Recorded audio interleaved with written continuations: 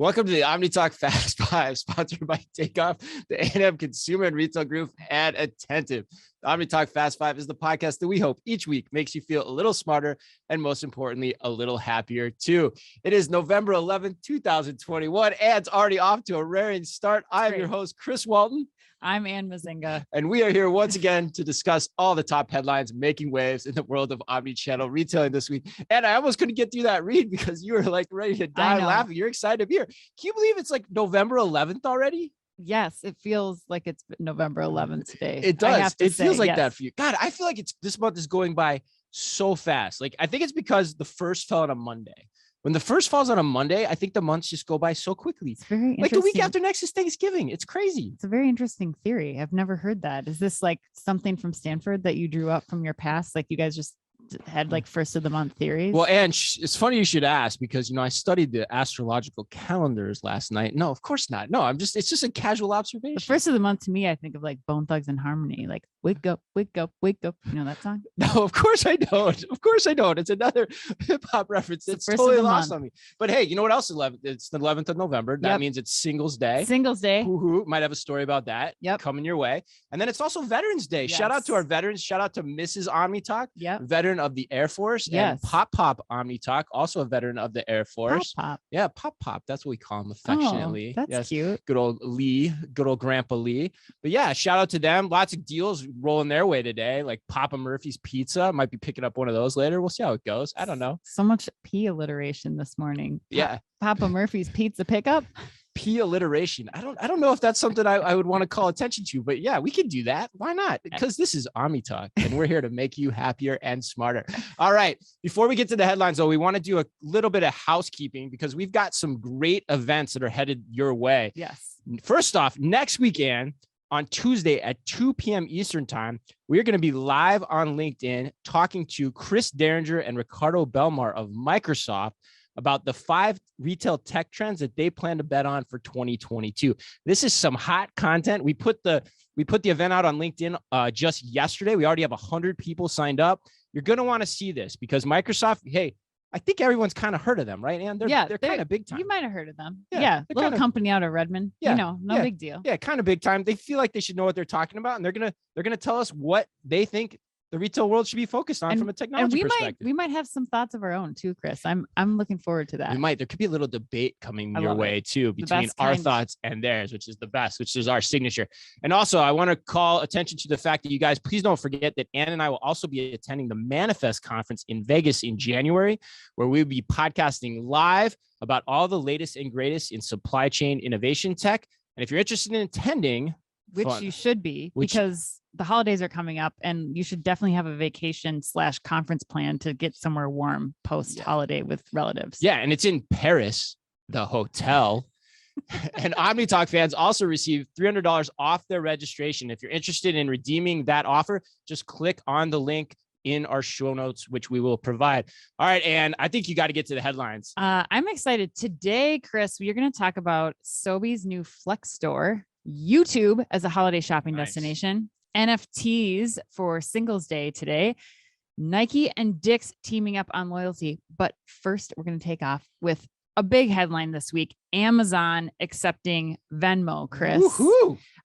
So according to CNBC, starting next year, PayPal users will be able to make purchases on Amazon.com and the Amazon mobile shopping app with their Venmo accounts.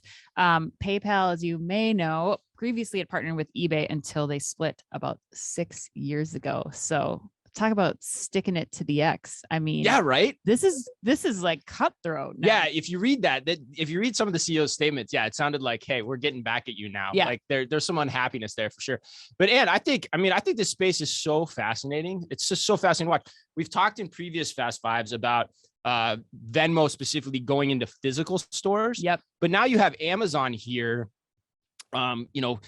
which is the biggest kahuna of all in the digital space, now saying, hey, you can take Venmo, right? Which is just fascinating, which also makes me wonder too, what happens in their physical stores? Do those start to be a place where they accept Venmo as well? Because I would think the technology would be there if you could do it online. The way Amazon set up their stores, it's going to work in their physical stores too. Amazon Go, Amazon Fresh. What do you think? Yeah. If you have, I don't see any reason why this wouldn't be the card or account that's associated with your Amazon account. I mean, it seems very simple. I mean, we talked about this back in February of this year too, Chris, if you remember, where, they had started a Venmo debit and credit card where people could start to, preload that or be drawing from this. But this is just straight up Venmo. Just pulling right from, I sold my couch on Monday night and now I can go buy like my, kid's jersey on Amazon that night with my Venmo account.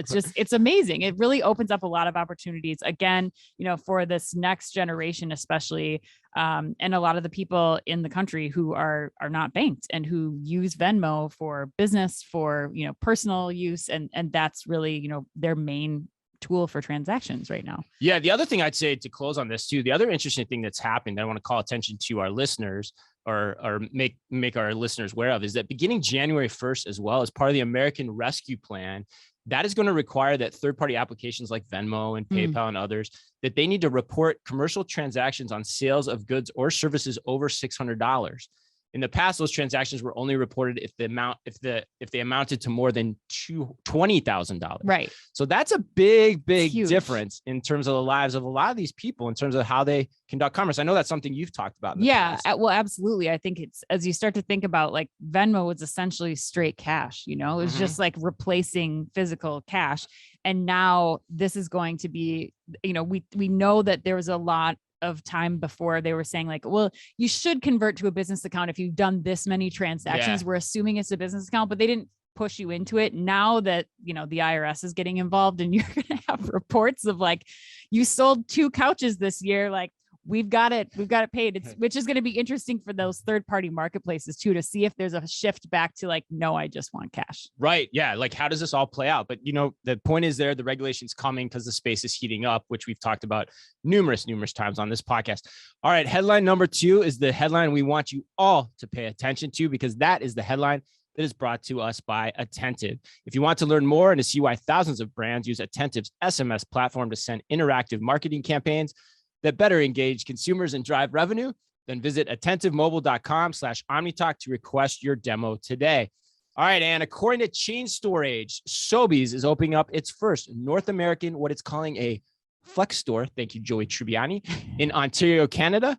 What is a flex store, you might ask, Anne? Well, I think you need to explain that Joey Tribbiani is air quotes flex store because people can't see. Yeah, because they can't see because this is a podcast. Yes, right. Well, and because what is a flex store, Chris? Thank you very much for asking me that. Well, a flex store concept is a concept designed by Interstore and Schweitzer that allows Sobeys to change counters and entire departments quickly and easily without major construction costs to respond to changing consumers' needs. All the furniture used is flexible and ready to plug in as a result of an elaborate system, which the building services, including things like water, electricity, data, are fed from the ceiling into the counters and the furniture.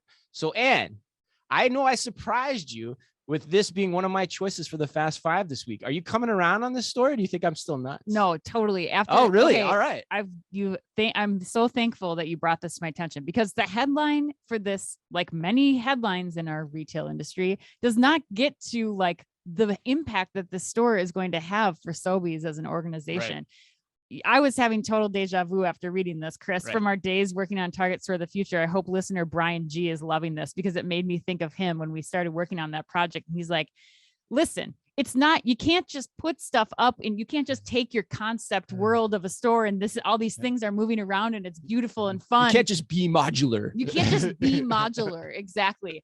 And I learned from Brian and our team. And I think what Sobeys is going to learn here too, is that it's much more than just making flexible fixtures like we've seen at like the Bloomies store, or like, having these temporary pop-up sort of things. Yeah. It's really about building the building infrastructures to support how you're going to truly have a flexible store that allows for things like, changing checkout and payment terminals, that allows for changing merchandising spaces. And so I think that, for me, Chris, this actually is like neck and neck right now for me with Trigo and Tesco as a store I want to see live in person in the next year, because I would love to see how they're doing this. Yeah, I would love it. I would love to see it too. Like, how does that actually work? Like piping in the electricity and the water from the ceiling. Yeah, I mean, and that's so. First of all, I'm going to take a little victory lap on this because you were run like, around, you were like, run around when I the first studio. said this, you're like, no, but that's cool. I'm glad you came around. But well, I didn't know what a flex store was. Like you can't just lay flex store out there and expect us to know what you're talking about. And that's what we do on Omni Talk. We look deep into the headlines to try to bring you the things that are most important. Because yes, and like from our Store of the Future days, I think what Sobeys is trying to do here is important. Like with how fast retail is changing, how fast technology is changing, especially in store, how it's evolving.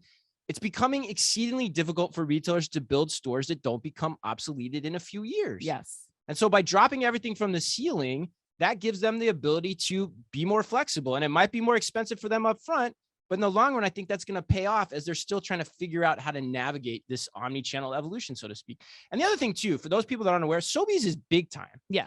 They have 1,500 supermarkets in Canada. Mm-hmm. So this is an important headline. I'm glad you agree. Yeah. This is so much more than like, putting USB ports in the like Caribou coffee store or something like that. Like, I think that's the important thing for people to call out. This is not just like one or two things or extra outlets or something. This is like major structural changes to the building to support it. So yeah, plug and play.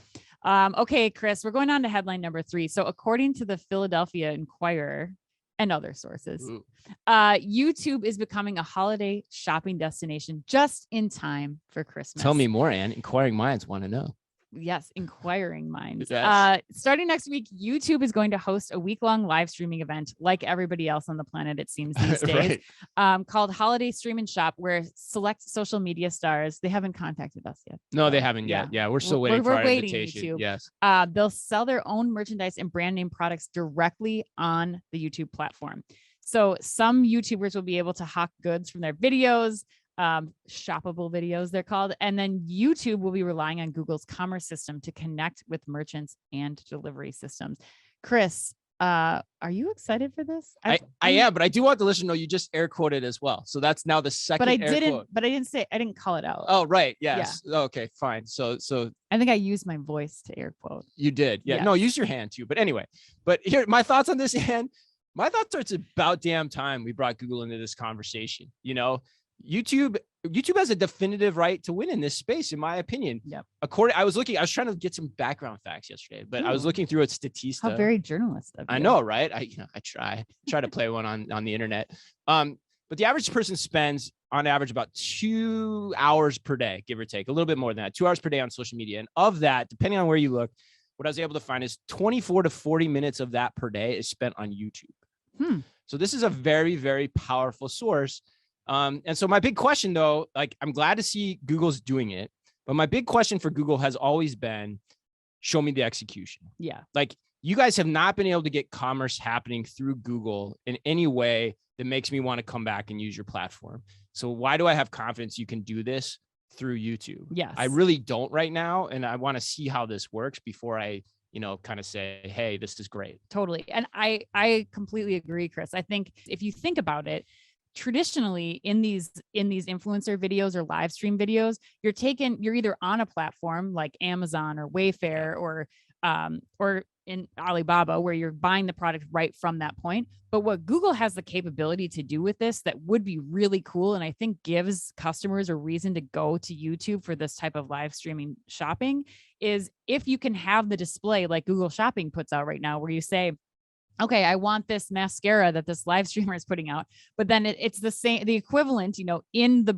YouTube platform of seeing like this mascara is this much at Ulta, at Amazon, at Target, at Sephora. And then you can choose right there, because cost comes into play here. And you can see then, like or if I have a Walmart Plus membership, possibly, or I have an Amazon Prime membership, that I'm going to go to that outlet versus, just going to Amazon in platform. Yeah, I agree with you. That I think that in theory is cool. But the one thing I would say though, too, is I still wonder from a consumer perspective, if people are using YouTube to discover products, or if they're going to YouTube more as an entertainment type venue. Well, that's why I think this whole concept to me still seems more tailor-made for Instagram. I want to see what you think here, but it seems more tailor-made for Instagram. And what you're describing could easily, through different product development capabilities, happen on Instagram too over time. So I feel like that's the place more endemically where I'm doing that and in the mind to shop, versus YouTube, you know, But that's my take on this yeah, right now. see, I'm What do gonna you think? I'm gonna You disagree. I think that's how you and I shop. I think when we look at the numbers, you spent 20 minutes a day on YouTube. That is not the next generations. They are spending much more time on YouTube to shop. You think they're no, but they're going for entertainment now. And so when you start to bring commerce in there, there is a huge opportunity now for them. They've never been able to do this before. They've been able to go and see Ryan playing with a toy and then go tell their parents, but they haven't been able to now, in theory, go to their entertainment destination the same way that some people are approaching physical retail, where it's entertainment first and then you slide retail into it. Yeah, maybe. You might. The Ryan example is a good one, actually. I think that's a good one, like where that could work. But yeah, I don't know. I still just feel like it's just not as strong of a position as Instagram. But time will tell, and God knows I've been proven wrong by you many, many times. All right, Ann, let's go to headline number 4. According to Business Insider, luxury brands like Burberry and Coach are cashing in on Singles Day today. They already have. 11th. Yes, they have. By creating limited edition NFTs for the event. I think this is like the 9th week in a row we've had a story about NFTs.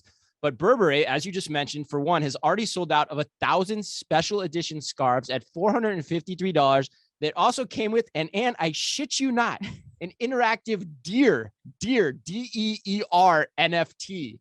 And I think NFTs are slowly becoming your middle name, and NFT McZinga. What do you think about this? That's a mouthful. It is. It was really hard to say. I'm glad that's not my actual middle name. Yeah, right. I'm big in this. Like, I think there's going to be just continued development in this space. We're going to see more brands coming into it. Asia and their markets have always been an indicator of what's to come for us in the US, even though we're usually lagging several years behind. But I think what I found most interesting about this, Chris, was that it's still tied to a physical object. Right.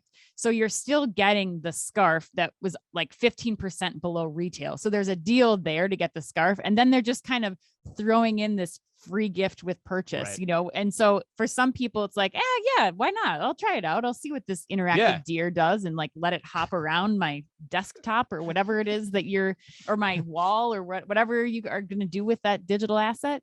But I think that it's going to be interesting to continue to see like when we kind of reach that threshold of where, you know, the priority becomes the digital asset over the physical asset, or the physical asset just completely goes away and people become more comfortable with buying those NFTs and digital.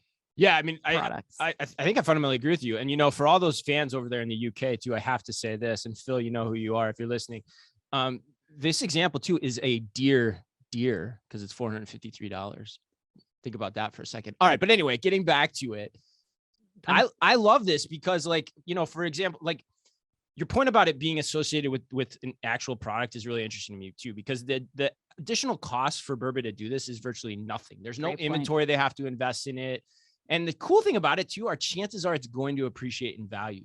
So you're giving your customer the scarf plus something else that could be worth a hell of a lot over time. Yeah. And I think that's really cool. So I think it's a win-win all around.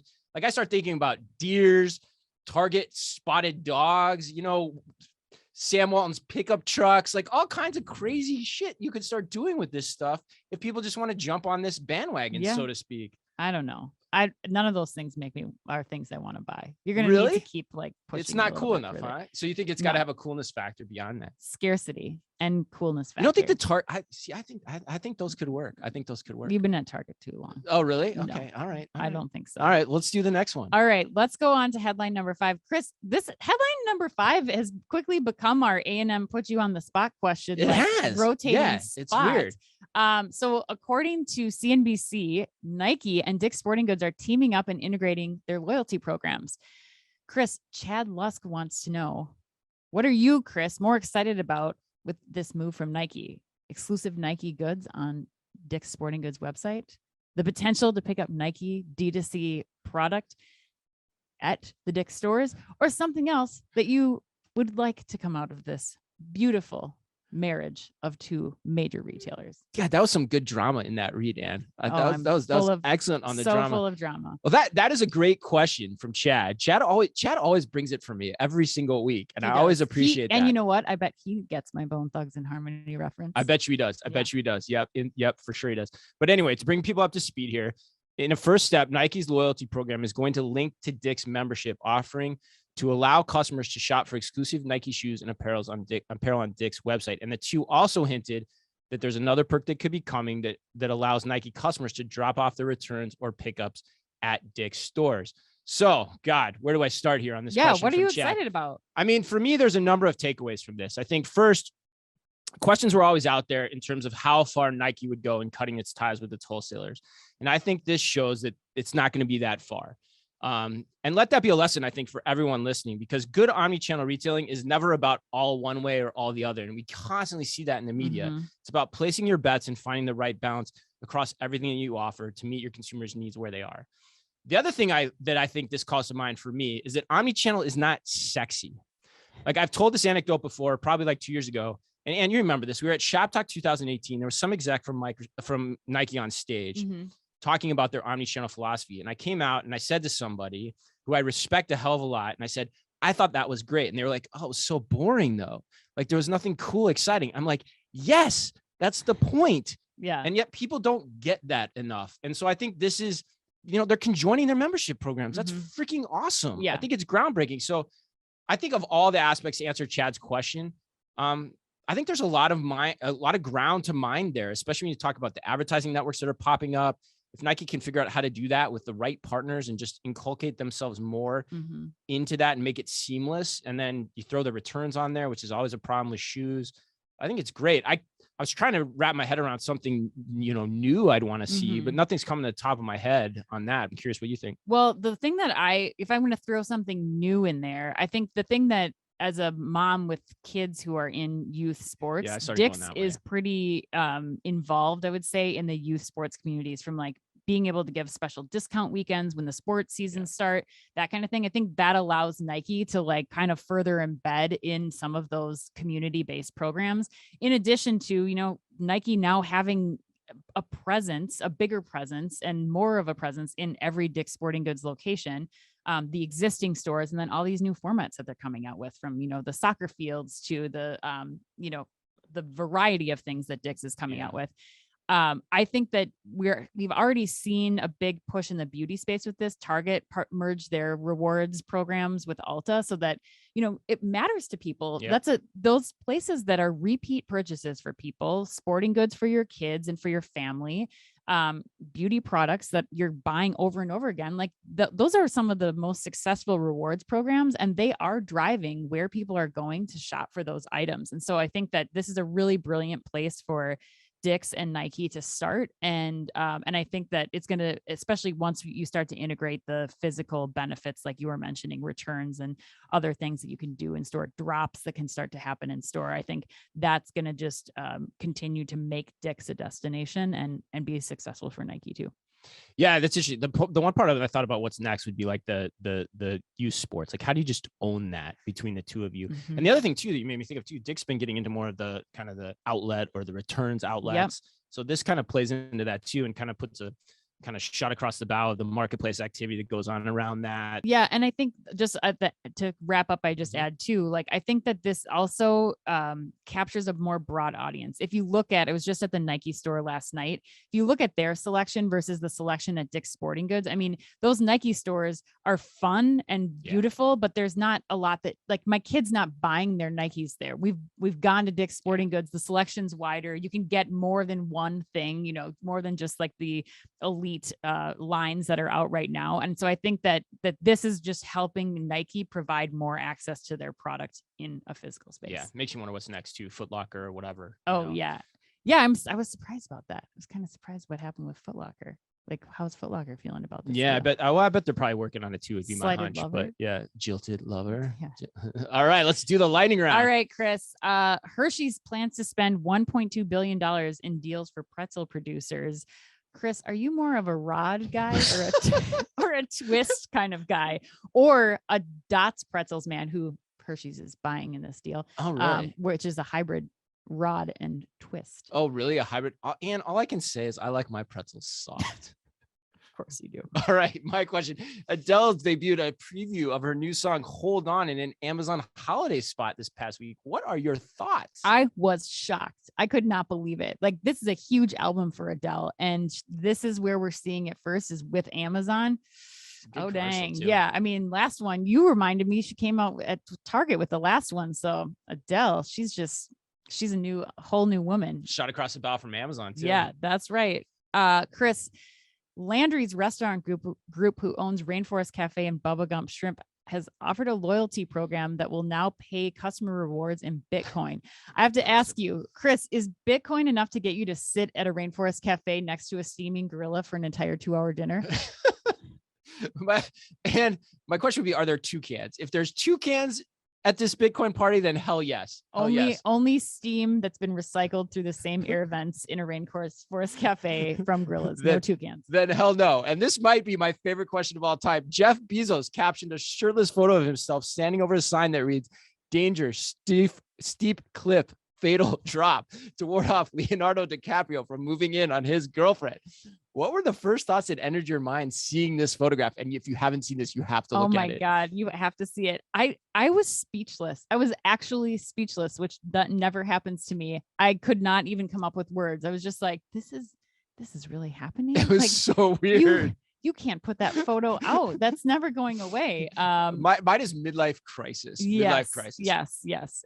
And some serious, probably HGH things happening at one point in time or another.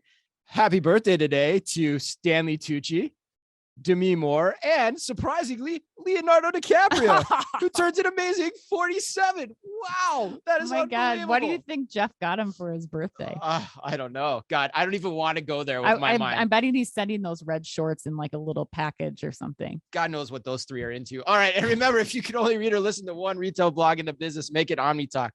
Our Fast 5 podcast is the quickest, fastest rundown of all the week's top news, and our twice weekly newsletter tells you the top 5 things you need to know each day, and also features special content exclusive to us and just for you. And it's all within the preview pane of your inbox. You can sign up today at www.omnitalk.blog. Thanks as always for listening in. Please remember to like and leave us a review wherever you happen to listen to your podcast or on YouTube. And as always, be careful out there. The OmniTalk Fast 5 is brought to you with the help and support of the A&M Consumer and Retail Group.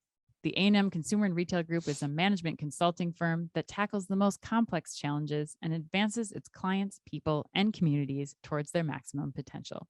CRG brings the experience, tools, and operator-like pragmatism to help retailers and consumer products companies be on the right side of disruption. And Takeoff. Takeoff is transforming grocery by empowering grocers to thrive online. The key is micro-fulfillment, small robotic fulfillment centers that can be leveraged at a hyperlocal scale. Takeoff also offers a robust software suite so that grocers can seamlessly integrate the robotic solution into their existing businesses. To learn more, visit takeoff.com. Finally, Attentive. See why thousands of brands use Attentive's SMS platform to send interactive marketing campaigns that better engage consumers and drive revenue. Visit attentivemobile.com/OmniTalk to request your demo today.